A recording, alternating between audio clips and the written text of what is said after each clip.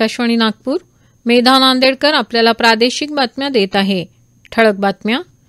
1 लाखाहून अधिक नवनियुक्त कर्मचाऱ्यांना प्रधानमंत्री रोजगार मेळ्यात नियुक्तीपत्राचं वाटप. नागपुरात केंद्रीय मंत्री नितीन गडकरी यांच्या हस्ते 119 जणांना नियुक्तीपत्र वितरण.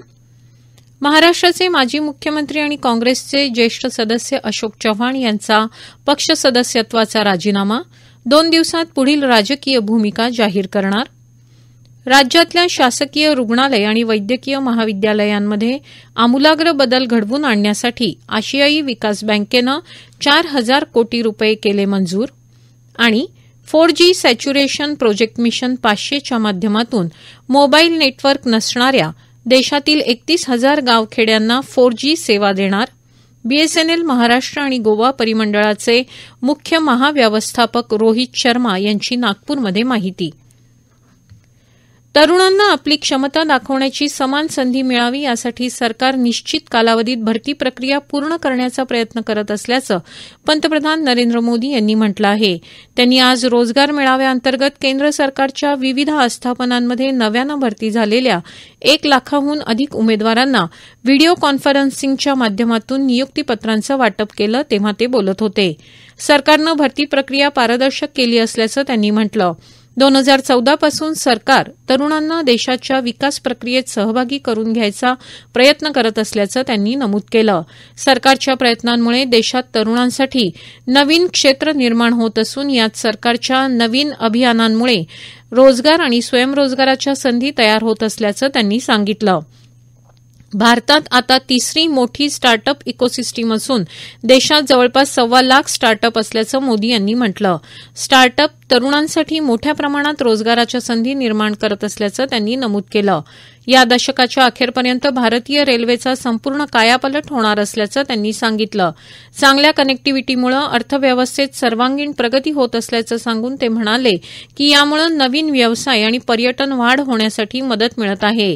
विकसित भारताच्या प्रवासाला आज भरती झालेल्या 1 लाख नवीन उमेदवारांमुळे नवी ऊर्जा मिळेल आणि त्यांचे प्रयत्न राष्ट्र निर्मितीसाठी समर्पित असतील असं त्यांनी सांगितलं.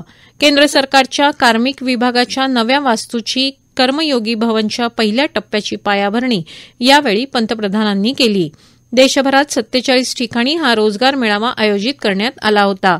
दरम्यान केंद्रीय मंत्री नितीन गडकरी यांच्या हस्ते नागपूर जिल्ह्याच्या हिंगणा इथल्या केंद्रीय राखीव पोलीस बल ग्रुप सेंटरमध्ये एकूण 119 नवनियुक्तांना नियुक्तीपत्रांचं वितरण करण्यात आलं.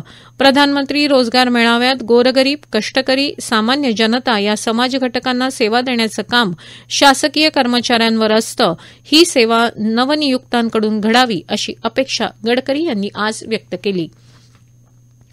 महाराष्ट्राचे माजी मुख्यमंत्री आणि काँग्रेसचे ज्येष्ठ नेते अशोक चव्हाण यांनी आज पक्ष सदस्यत्वाचा तसंच आमदारकीचा राजीनामा दिला आहे. पक्षाचा राजीनामा देत असल्याचं पत्र त्यांनी प्रदेशाध्यक्ष नाना पटोले यांना पाठवलं असून विधानसभा अध्यक्ष राहुल नार्वेकर यांच्याकडे आमदारकीच्या राजीनाम्याचं पत्र 11:30च्या सुमाराला सादर केलं. अध्यक्ष नार्वेकर यांनी चव्हाण यांचा राजीनामा स्वीकारला असल्याचं आमच्या प्रतिनिधीनं कळवलं आहे. प्रसारमाध्यमांशी बोलताना अशोक चव्हाण यांनी आपण काँग्रेसच्या सर्व पदांचा राजीनामा दिला असून पक्षांतर्गत प्रकरणं चव्हाट्यावर आणणाऱ्यांपैकी मी नाही अशी प्रतिक्रिया व्यक्त केली. सध्या कुठल्याही राजकीय पक्षासोबत जाण्याचा निर्णय घेतला नसून येणाऱ्या 2 दिवसात आपण आपली पुढची राजकीय भूमिका जाहीर करू असंही त्यांनी स्पष्ट केलं. काँग्रेस पक्षानं अनेक नेत्यांना खूप काही दिलं आहे. आज काँग्रेस पक्ष संविधान आणि लोकशाही वाचवण्याची लढाई लढत असताना सर्व काही मिळालेले नेते काँग्रेस पक्षाला आणि विचारधारेला सोडून जात आहेत. हे दुर्दैवी आहे. कोण कशासाठी कुठं जात आहे हे जनता उघड्या डोळ्यानं पाहत आहे. भारतीय जनता पक्षाविरोधात पूर्ण ताकदीनिशी लढून त्यांना पराभूत करू अशी प्रतिक्रिया काँग्रेस प्रदेशाध्यक्ष नाना पटोले यांनी समाज माध्यमावर व्यक्त केली आहे.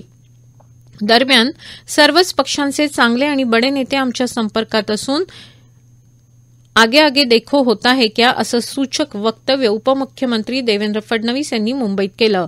फडणवीस यांच्या प्रमुख उपस्थितीत मुंबईतील काँग्रेसच्या 2 नगरसेवकांनी भाजपामध्ये प्रवेश केला त्यावेळी ते बोलत होते.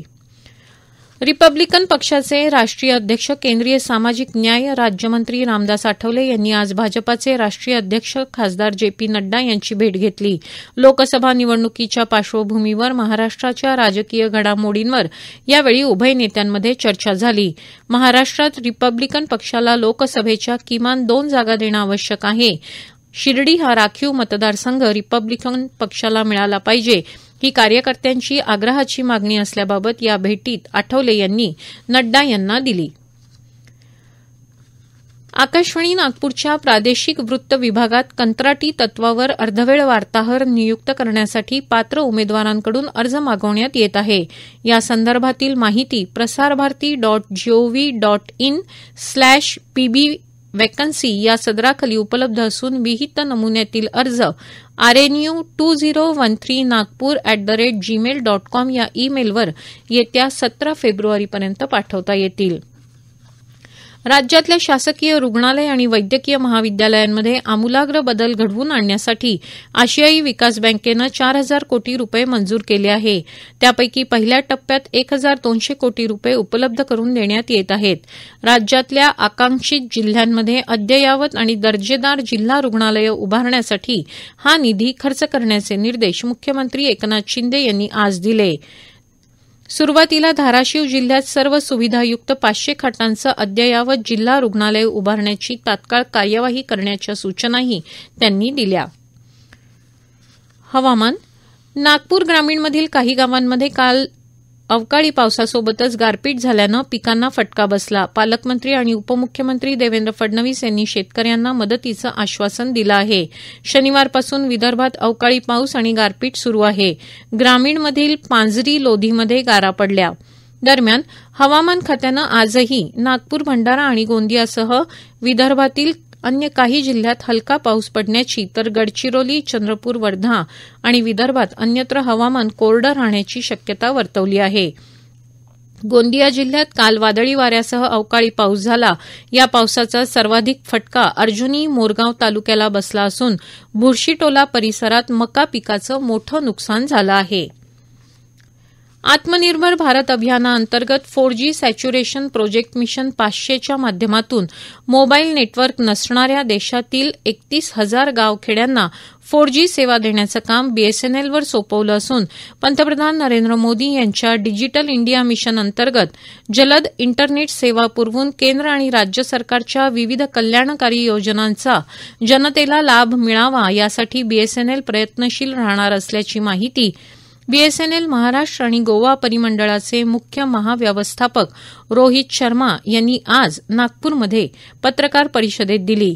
केंद्रीय दूरसंचार मंत्रालयाच्या अधीन सार्वजनिक उपक्रम असलेल्या भारत संचार निगम लिमिटेड अर्थात बीएसएनएलच्या नागपूर कार्यालयाद्वारे आजपासून 15 फेब्रुवारी दरम्यान 20व्या अखिल भारतीय बीएसएनएल कॅरम आणि कल्चरल टुर्नामेंटचं आयोजन करण्यात आलं असून याचं उद्घाटन रोहित शर्मा यांच्या हस्ते झाल्यानंतर ते बोलत होते. महाराष्ट्रातील 5,200 नेटवर्क नसलेली खेडी ही 2,751 नवीन टॉवर उभारून 4G मोबाईल नेटवर्क युक्त बनवणार असल्याचं शर्मा यांनी सांगितलं. C.TCS तेजस या संस्थांच्या सहाय्यानं स्वदेशी 4G तंत्रज्ञान विकसित केलं असून स्वतःचं मोबाईल नेटवर्क तंत्रज्ञान असणारा भारत हा जगातील 5वा देश ठरला आहे. स्वदेशी तंत्रज्ञानावर आधारित ही 4G सेवा 5G पर्यंत सुद्धा विकसित करता येत असल्याचं त्यांनी सांगितलं. येणाऱ्या काळात बीएसएनएलचे सर्व टॉवर हे 4G मध्ये रूपांतरित करणार असून महाराष्ट्रात याची सुरुवात झाली आहे. भारतनेट फेज 2 मार्फत देशातील ग्रामपंचायत आणि ग्रामीण संस्था यांना बीएसएनएल मार्फत निरंतर इंटरनेट आणि मोबाईल नेटवर्क पुरवून यांना अजून मजबूत करणार असल्याचं त्यांनी सांगितलं. शेवटी पुन्हा काही ठळक बातम्या. 1 लाखाहून अधिक नवनियुक्त कर्मचाऱ्यांना प्रधानमंत्री रोजगार मेळ्यात नियुक्तीपत्राचं वाटप. नागपुरात केंद्रीय मंत्री नितीन गडकरी यांच्या हस्ते 119 जणांना नियुक्तीपत्र वितरण. महाराष्ट्राचे माजी मुख्यमंत्री आणि काँग्रेसचे ज्येष्ठ सदस्य अशोक चव्हाण यांचा पक्ष सदस्यत्वाचा राजीनामा.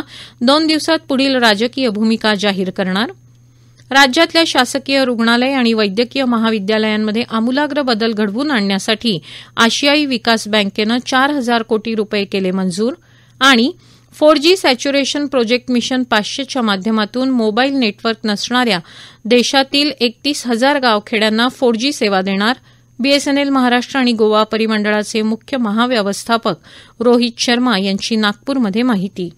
याबरोबरच हे प्रादेशिक बातमीपत्र संपलं. नमस्कार.